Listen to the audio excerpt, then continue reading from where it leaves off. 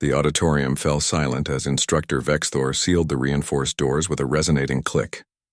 200 cadets from across the Galactic Coalition shifted nervously in their seats, their various appendages, tendrils, and limbs betraying their unease.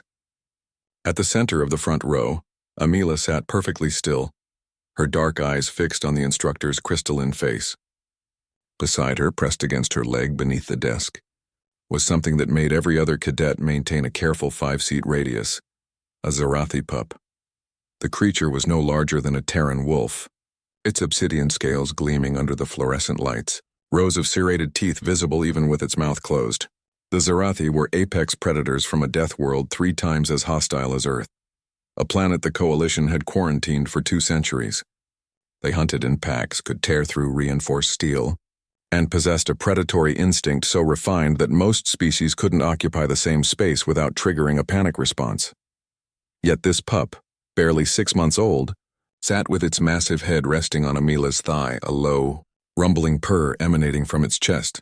"Today," Vexthor announced, his translator rendering his crystalline chimes into galactic standard, "you will understand why humanity earned their seat at the high command table." Oliver, sitting 3 rows back and carefully positioned between 2 Centauri delegates, who'd specifically requested human proximity, leaned forward. He'd heard the rumors about Amila, everyone had. The human who'd somehow bonded with a creature that had killed 4 security personnel during its rescue from a trafficking ring. "The Zarathi pup you see before you," Vexthor continued, gesturing toward Amila's companion, "is named Ash. 3 months ago, it was scheduled for termination after it mauled its way through a cargo bay, killing 2 guards and injuring 7 others. It was considered irredeemable, feral, too dangerous to exist within civilized space." Ash's ears twitched, but the pup didn't move from Amila's side. Cadet Amila volunteered to take custody. Every single behavioral specialist, xenobiologist, and military advisor recommended against it. The statistical probability of her survival was calculated at 8%. Vexthor's voice carried something that might have been admiration. She accepted those odds. Amila remained motionless, though her hand moved slightly to scratch behind Ash's scarred ear. The pup's purr intensified. "The question you should all be asking," the instructor said, his form shifting colors to indicate importance, "is not how she survived. It's why the pup chose to let her." A Thessian cadet, all tentacles and bioluminescent skin, raised an appendage. "Instructor, with respect, humans are predators themselves. Surely the creature simply recognized a kindred." "Incorrect." Vexthor's interruption was sharp. "The Centauri are predators. The Krix are predators. The Vryn are predators. None of them could approach Ash without triggering a kill response. No, Cadet Amila succeeded because of something uniquely human, something that makes them simultaneously the most dangerous and most valuable members of the Coalition." Oliver found himself holding his breath. He'd served alongside humans for 2 years, fought beside them, trusted them with his life, but even he didn't fully understand what made them so different. Vexthor activated the holo display. Footage appeared. Amila in a reinforced cell with Ash, who was snarling, scales bristled, clearly ready to attack. The timestamp read 3 months prior. "Watch carefully," the instructor commanded. In the video, Amila didn't retreat. She didn't show aggression. Instead, she sat down cross-legged and began to speak.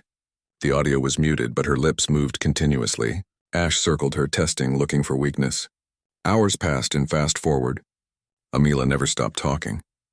She didn't move toward the pup, didn't offer food or treats, didn't try to dominate or submit. She just existed and spoke. On the 3rd day of footage, Ash approached, sniffed, then cautiously laid down 3 meters away. "Humans," Vexthor explained, "possess an extraordinary capacity for what they call patience combined with empathy.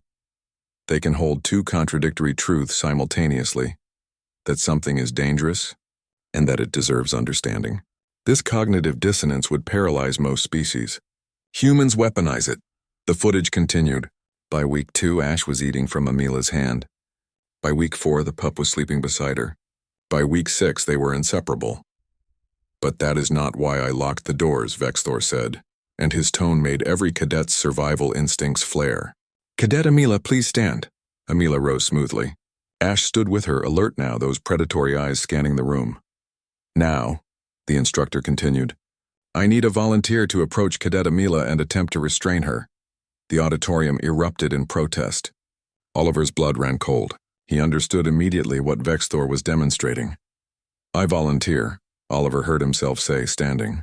His Centauri neighbors tried to pull him back, but he was already moving down the aisle. Amila's eyes met his. There was trust there, and warning. Ash's purr had stopped.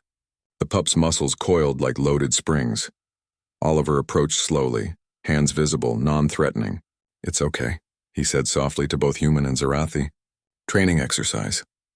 He reached for Amila's arm, gently, carefully, the way they'd been taught in hand-to-hand combat class.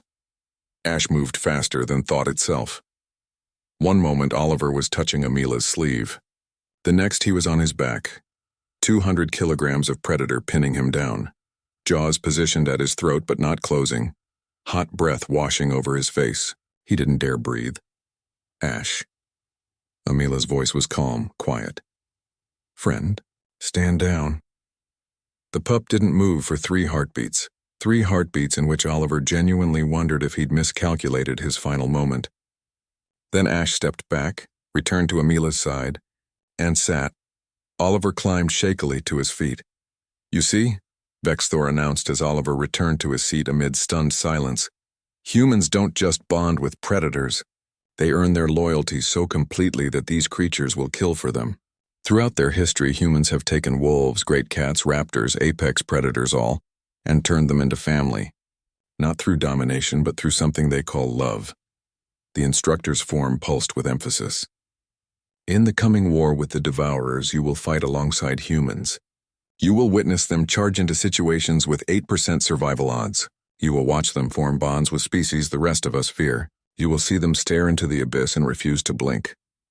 He paused. And you will understand why, when the galaxy needed protectors, we came to Earth. Vexthor unlocked the doors. Class dismissed. Except you, Cadet Oliver. Report to medical for the sedative protocol. As cadets filed out, giving Amila and Ash a wide berth, Oliver caught her eye. She smiled slightly, apologetic, grateful, proud. Ash's tail wagged once. Oliver decided humans were absolutely terrifying. He couldn't wait to serve beside them.